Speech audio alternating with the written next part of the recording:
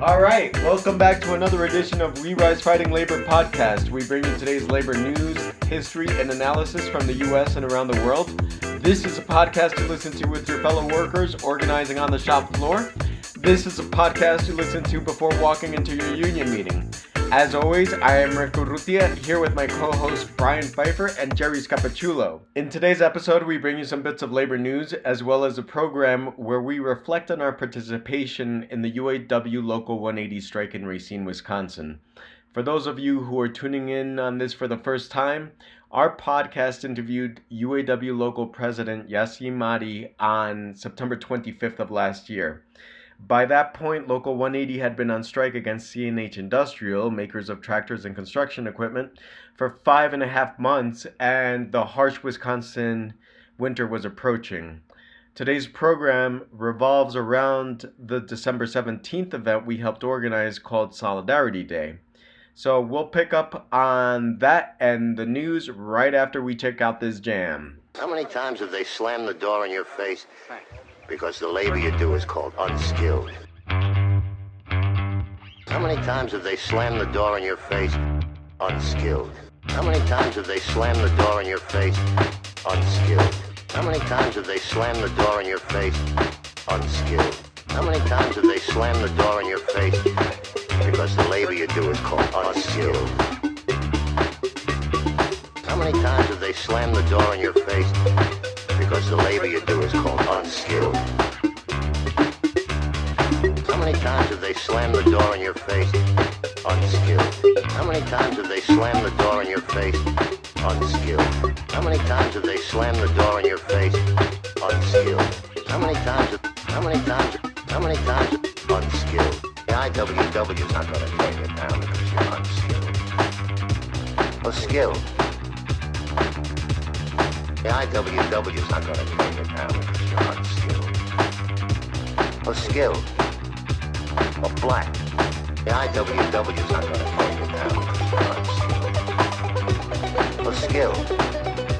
Or white. The IWW is not going to take it down because you're unskilled. Or black. We begin this episode of We Rise Fighting with a message of love and solidarity to the Tyree Nichols family. As many of our listeners know, Tyree Nichols was murdered by Memphis police. This past weekend, the video was released on Friday, and the atrocity of his murder was outrageous and out for the whole world to see. Tens of thousands of people hit the streets in response from one end of this country and also North America and the world, in various cities across the world. And at We Rise Fighting, we send our love and solidarity to the Nichols family and to those in the streets demanding justice and that the killer cops are jailed now.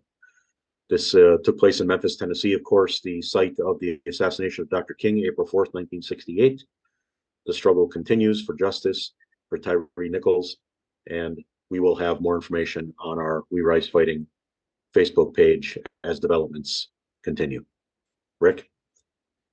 Indeed, love and solidarity to the family and friends of Tyree Nichols and all those involved in the struggle to protest police brutality. Thank you, Brian, for opening things up like that. I'm going to open up the news today with a little something different on another pace. So it turns out Pete's Coffee workers organized a union in Davis, California. Following in the footsteps of Starbucks organizers, about 15 workers at Pete's Coffee recently organized a union and affiliated with the Service Employees International Union, Local 1021. This is the first Pete's shop to organize in the U.S. Jerry's up next. He has some news from Europe. Okay. Yes, things are really beginning to boil to a certain point over in Europe. The French workers are going to be starting a second national strike, I think tomorrow, the 31st, or maybe that would be Tuesday, but anyway, in a day or two, a second national strike, where the big issues there are the Macron government is threatening to raise the retirement age from 62 to 64. Here in the States, we're concerned about it going from 68 to 70, or 60 2 to 70 rather. So that's happening over there in France. But meanwhile, as we've been reporting, uh, the strike wave in Great Britain is growing every day, and February 6th is a date you might want to put on your calendar because that's the day when the most workers that have been going on strike will be going on strike the same day. Uh, the big entry of workers on the 6th would be 300,000 nurses. Basically, 3 out of every 4 nurses in Great Britain will be on strike the 6th and the 7th of February. Uh, that's next weekend. In addition, railroad workers are going to be doing their 2 day strike work, which is how the many unions in Great Britain that are on strike are doing these intermittent rolling strikes, 1 to 2 days. So a lot of that is going to be happening on different days in February. 120,000 teachers in Great Britain are going to be going on strike sometime between the 1st and the 15th. If you really want to read about all these unions going on strike in Great Britain, just Google www.strikecalendar.co.uk. Many websites in Great Britain are publishing strike calendars because there are so many strikes. I mean, literally, they put up a calendar and say, "Well, it's next Thursday. Who's going to be on strike then? What do I have to do?" So that's all happening in Great Britain and France. One other point about all of this is that in Great Britain, uh, the Tory government, under the new prime minister, is moving to third reading of their law that they want to pass that would impose minimum coverage requirements per industry on all unionized industries and on all industries, but the ones that would really be suffering the most, well, suffering a lot, would be the unionized industries. And that law would allow the government to set these minimum levels. Somehow they're going to, arbitrarily say, oh, we must have at least 30,000 bus drivers in Scotland, for the next rest of the year. They're going to be doing things like that. However, these um, regulations would not be going into effect for months to come. In the meantime, the strike wave is going to get bigger and bigger and bigger.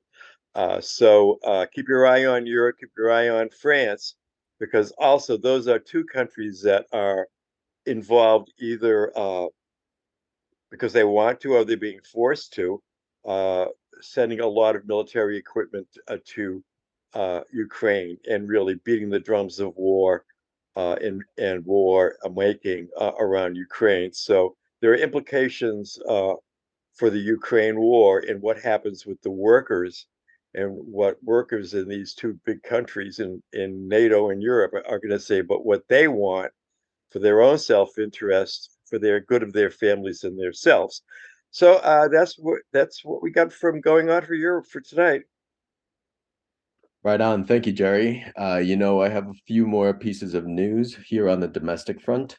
The first one starts with Iowa Teamsters. Turns out the Teamster labor unions overwhelmingly rejected an Aramark contract offer. According to KWWL in Iowa, yesterday, Teamster members covered by the Iowa route agreement with Aramark all rejected the latest settlement offer by 87%. Members in locals 90, 120, 238, and 554 all voted. The unions represent workers in Des Moines, Dubuque, Cedar Rapids, and Sioux City. Teamster locals 238 and Cedar Rapids also joined members with local 554 covered by the Iowa statewide plant agreement with Aramark, rejecting the company offer by 96%.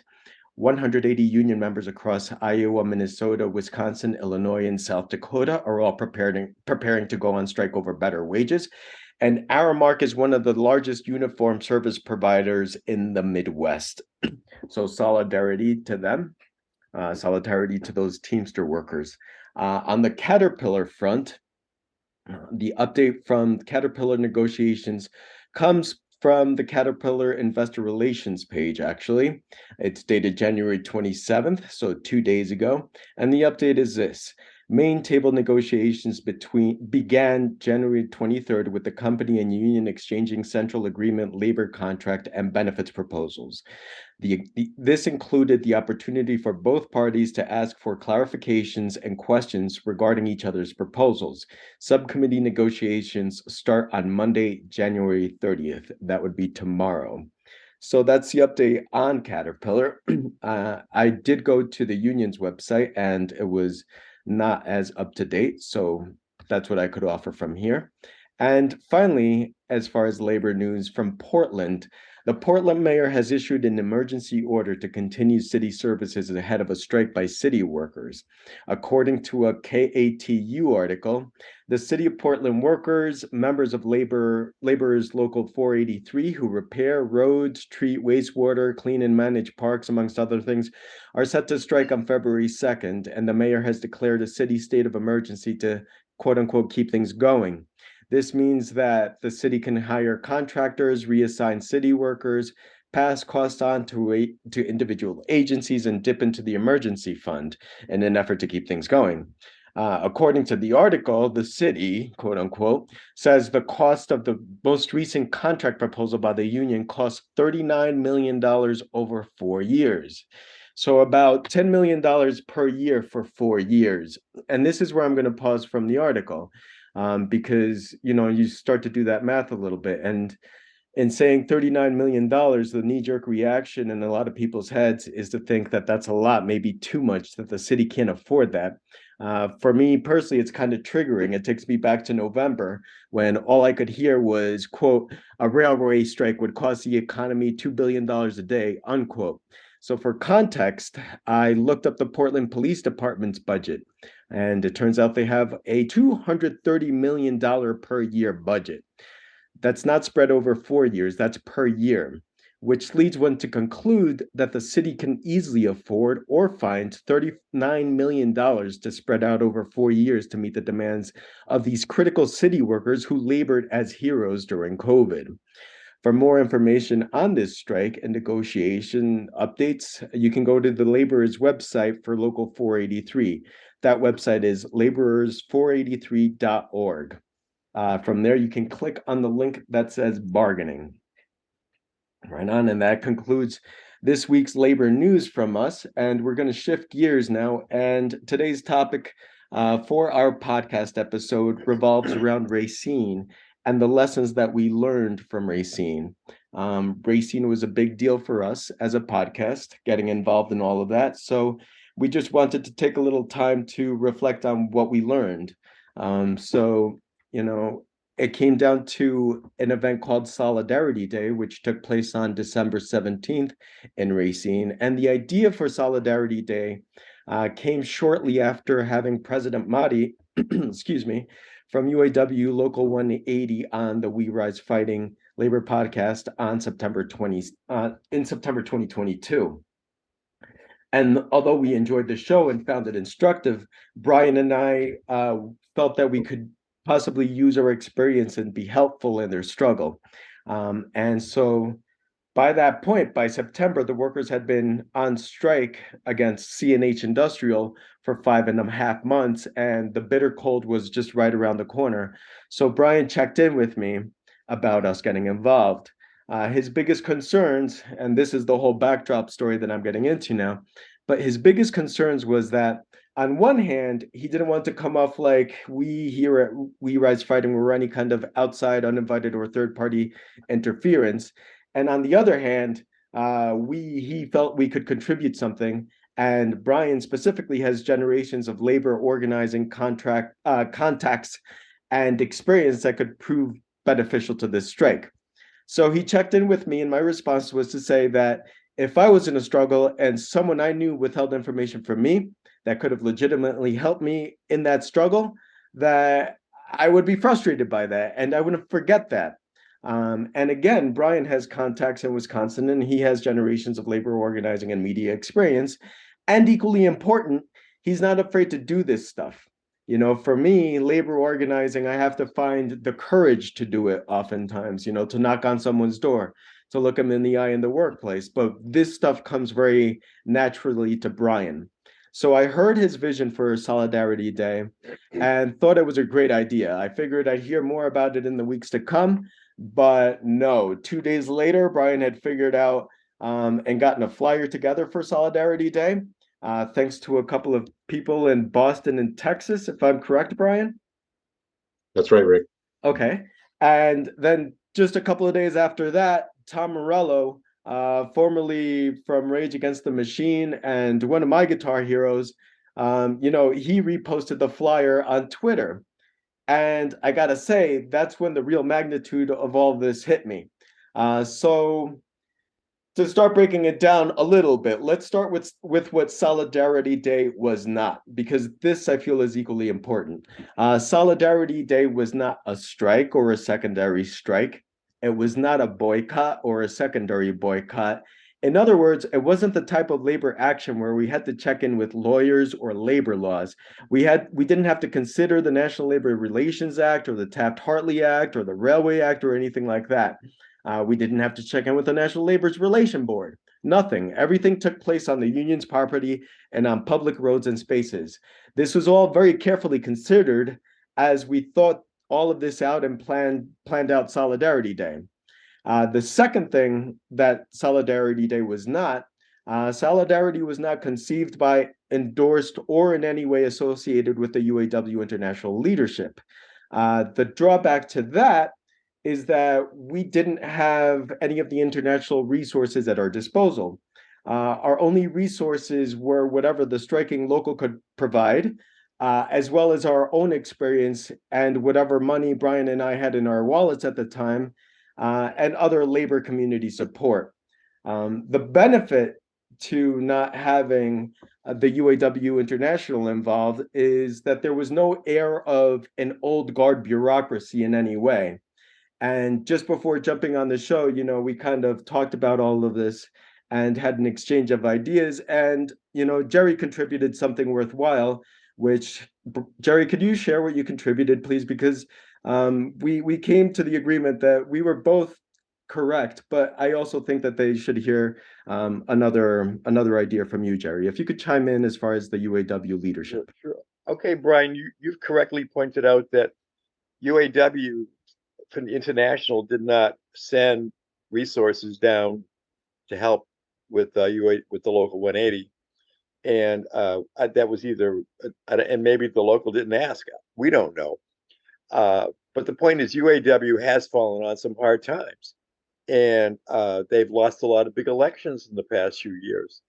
And their two most recent presidents, they're either in jail or they've been charged with serious criminal offenses. And so there's a lot going on with UAW that could rightfully be criticized, and it's their own members that are criticizing it to such an extent that there's a big insurgency now in the rank and file internationally in UAW, where there's been a constitutional change of sorts, where every union member gets to vote on who the next president of the UAW will be, instead of having the executive board decree who it will be, which is a big victory for union democracy.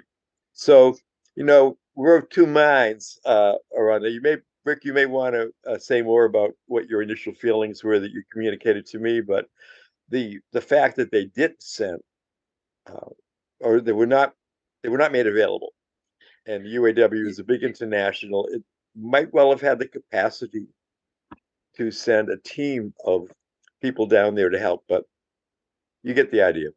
Well, here, whatever the case may have been, as far as the UAW International, from my own experience in dealing with union international bodies, I was grateful. As far as from this point, I was grateful because again, the resources could have been helpful. But I was grateful that there was no international body involved because what I know of the UAW International is that it's an old guard kind of bureaucracy, right?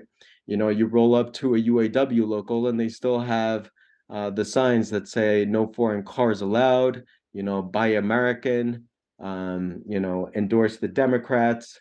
So for me, part of the beauty of all this and not having the bureaucracy involved is that we could be as creative as we wanted in defining and organizing Solidarity Day.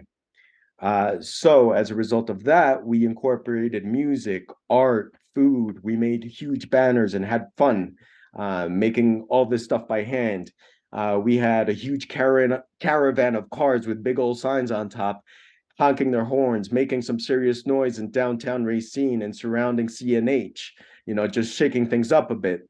I personally contributed a bunch of research on CNA and Solidarity with zero filters because no bureaucrats were telling me what to do. And, I've worked as a union researcher before, and that's been the dynamic of my work is, I'm pretty much told what to research by, my union higher ups. So this was the first time that I carried out a full major project as I would for a union, but with no filters attached. And I will be sharing those videos actually as soon as I finish editing tonight's episode and can find a little more energy to share more stuff. I will be sharing those videos on YouTube and Facebook. So be sure to make friends with us on Facebook, We Rise Fighting Labor Podcast, or follow us on YouTube and or Facebook. Now, let's be clear. Let's be a little clearer as to what Solidarity Day actually was. Okay, we called it Solidarity Day because it did come down to one day. It was December 17th, 2022. And on that day, we saw a diverse convergence of social justice organizations, community groups, faith groups, sympathetic media, and of course, other union members and workers from numerous trades and locations who gathered to show their support for striking CNH workers. It was basically a People's United Front. The rally itself lasted 2 hours and not 1 minute more. The speakers were incredibly diverse, just as our social justice struggles need to be. The speakers were chosen to build solidarity and also to assist the strikers strategically. So, for example, union educator leaders, the family farm defenders, and Voces de la Frontera spoke. These two latter organizations used the equipment that UAW 180 and 807 members make, such as tractors and construction equipment. The role of the union retirees and or the workers over 60 from multiple unions and community organizations was absolutely critical. They contributed their vehicles for organizing, housing, food, sound, and made monetary donations. After the rally, everyone got in their cars and drove around Racine with huge signs on top of their cars that read, Solidarity with Local 180. Racine is a union town. Si se puede. Solidarity forever. Union yes. Kicking ass for the working class. And my personal favorite was no borders in the workers' struggle. Again, that was my favorite. And again, one of the things that we didn't have to worry about was the bureaucracy intervening, be it the UAW bureaucracy or any union bureaucracy, because usually this type of message doesn't fly, especially with the UAW, because again, this has been a union who still has signs in their parking lots saying no foreign built cars in their union's parking lots. And buy American and stuff like that. So you usually don't get messages like the working class is international. But the reality was that there was a diverse group of people in solidarity with Local 180. And they were standing in front of them, looking at the striking workers dead in the eye in solidarity with the microphone in their hand. Many of these were immigrant workers, agricultural workers, looking them in the eye, looking in the eyes of striking workers who built the tractors. So this strike was an opportunity to bring home that lesson. There are no borders in the workers' struggle. Solidarity Day was an opportunity to remind people, as I did that day, that the UAW itself was born when white auto workers finally stood shoulder to shoulder with black auto workers. And they did this during the era of Jim Crow laws. In other words, legally segregated communities and workplaces were the norm. So now, in the age of global capital, if our struggle is going to move forward, we need to stand together shoulder to shoulder with immigrant workers and workers in other nations like they're our next door neighbors. Because really, we have the means at this point. We have the apps that translate, and we have the information that helps us connect those dots at an international level. And frankly, that's where our research as workers and community members comes in handy. How are we supposed to fight these multi-billion dollar international corporate giants without any information on them? I think everyone should know how to research corporations, their international presence, their profits, CEOs, their shareholders, facilities, lines of production, political connections, all that stuff. All this is public information provided by corporations and government agencies themselves. So we should be taught how to look this stuff up starting in grade school, in my opinion, in my humble opinion. It's also really simple, and it would help do away with a lot of these silly conspiracy theories that are, finding their way into public discourse. So we need accurate materialist research and analysis that is geared to the demands of effective organizing, not performative organizing. All that information we need to expose and bring down corporations is really out there and really easy to find.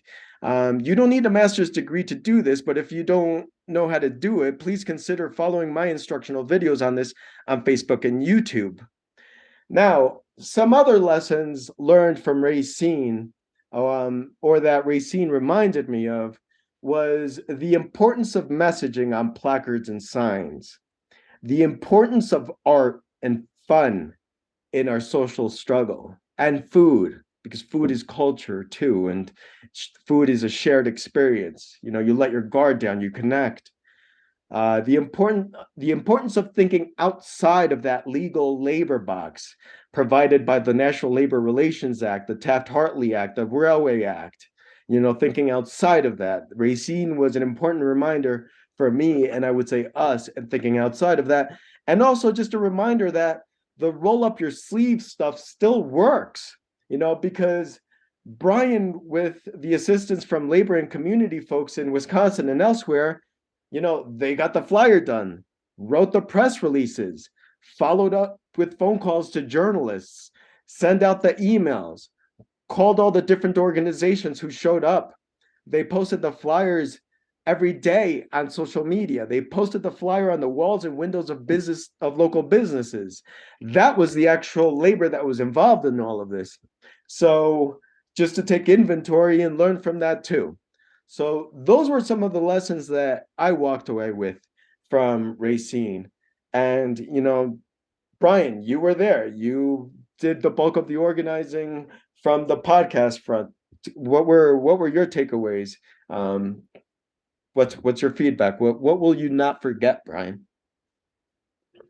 Thanks, Rick. That was a phenomenal encapsulation of the work that we and many, many labor and community supporters participated in, and most importantly, the courage and bravery of these workers who aren't making hardly any money.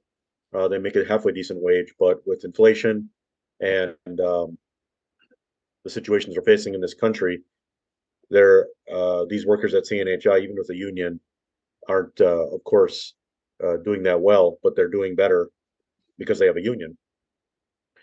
And that, for me, was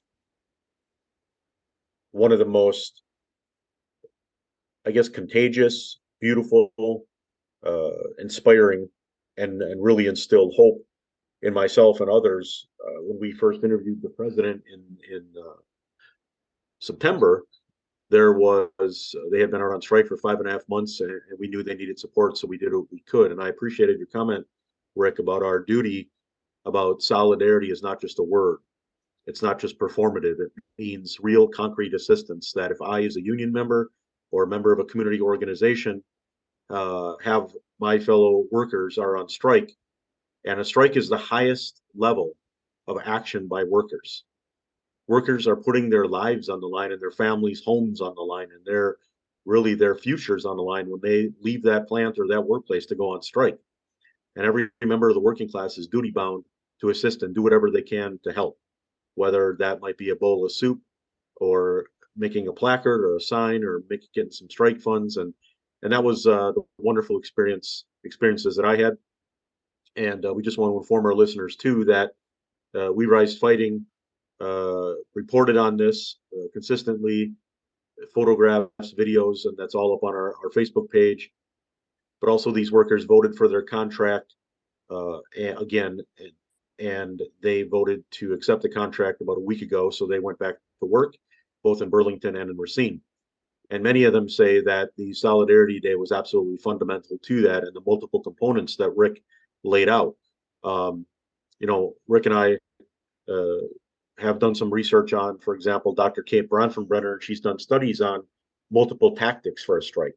And it's very clear, especially today's environment with the multi-billion dollar companies that we're taking on, we are not going to win a strike by one or two or three tactics. Although they might be very important tactics, they have to be multiple and they have to be continuing and ongoing. And that's what I took away from this, right? That there was many different components happening. And Rick, you did very, very important and crucial research that was not just esoteric and in the clouds. It was built into effective organizing. For example, you mentioned the speakers.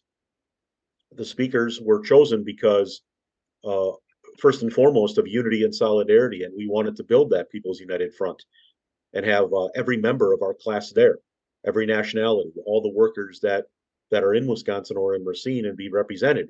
But also, there was a very strategic reason why we asked at least two or three of those speakers to speak, all of them generally, but especially Voces de la Frontera. They represent and they work with farm workers in Wisconsin. They move the tractors that are made by UAW 180 and 807 members. The family farm defenders are all over the state of Wisconsin with independent farms, and they as well. They use the equipment that's made in the plants by these striking workers.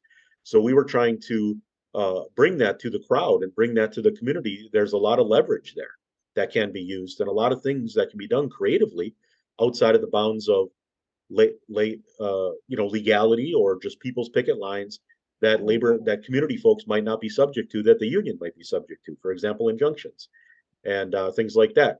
So we were, not just having a rally, not just having speakers, that was very important, but also it was very strategic on our goals and what we were doing in consultation with the local labor leadership.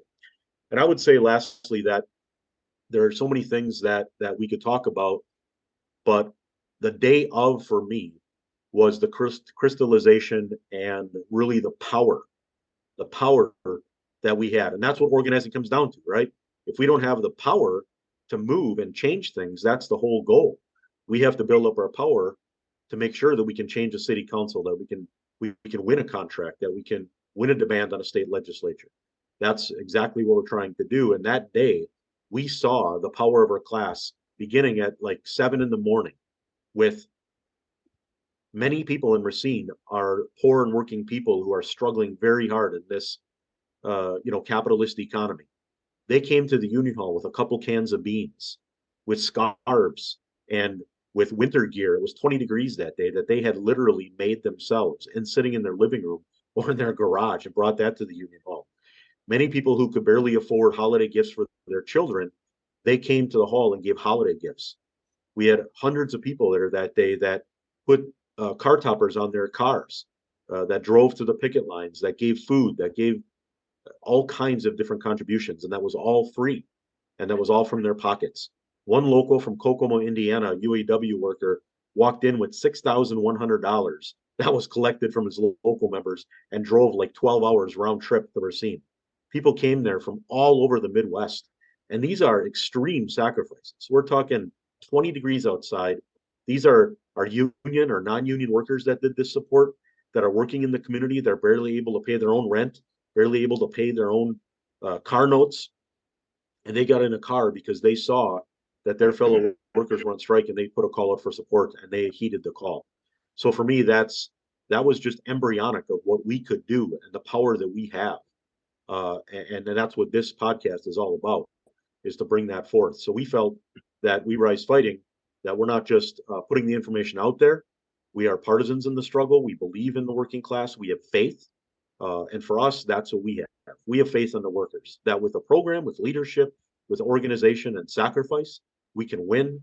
And in Racine, we did win. It might not be the contract that we wanted completely, but we're pretty confident that without all of this labor and community support and our little help that we were able to give, without that Solidarity Day and without ramping this up and making this a community-wide struggle on a much wider basis and the social media and everything we did in concert with the locals, uh, there might not be a contract right now. So we still send solidarity to them.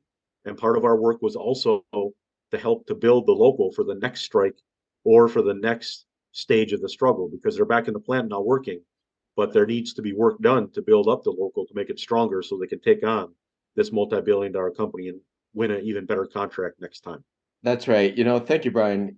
As you were saying all that, another lesson that I was reminded of that I should have put out there when was speaking earlier, but that, what the things you said just reminded me of is that solidarity trumps charity. No one wants handouts. So when you hear your brothers and sisters, fellow workers, your family essentially on strike, the thing to do is extend the solidarity. And as far as solidarity days, Brian, another conversation that you and I were having in the midst of all this was the whole one solidarity day, two solidarity days, many solidarity days, because if this sort of thing were to have happened, could have happened, or happened more, I don't know, may have been a different outcome to the railway workers strike, or, I'm not gonna speculate too much, but I can only see it being helpful to today's labor movement. Let me say that. So yeah, thank you for bringing this to us and helping to organize. Another thing that you brought to mind as you were also speaking is, yeah, you're right, the next generation. I mean, it was there. It was there in that union hall. I don't know if you remember the little kiddo, Emma. Emma was helping to put together some of the signs, take them outside, helping people, with whatever at the local. She ran the local. She was 8, 9 years old. She's never going to forget this experience, I presume and hope. So this stuff really is planting a seed for next generations to come. There is still fight in us. There is still fight in the working class, and we have to bring that out. And as far as all of that, my contribution to this again has been the research, and we will be sharing that, the CNH research on YouTube and Facebook. So if you want to learn how to look up the finances of a corporation, the political ties, information on a corporation's workforce and unions and stuff like that, please stay tuned in to the We Rise Fighting Facebook page and YouTube page. So those were the lessons that we learned from Racine. I will never in my life forget that experience. I will never forget the workers that I met. I will never forget the kindness that was in the air of brotherhood, the air of family, the air of taking care of each other, the kind of air that could help build a new world. I will never forget what happened at Racine. I will never forget Betty, who was so kind and generous as to offer us housing and chicken and cookies and tea. I will never forget that. I will never forget Racine. Racine, thank you for having us. Thank you for welcoming us. And we hope that our efforts proved beneficial to you. Thank you, everyone, for listening tonight. Have a good night. We'll see you again next week.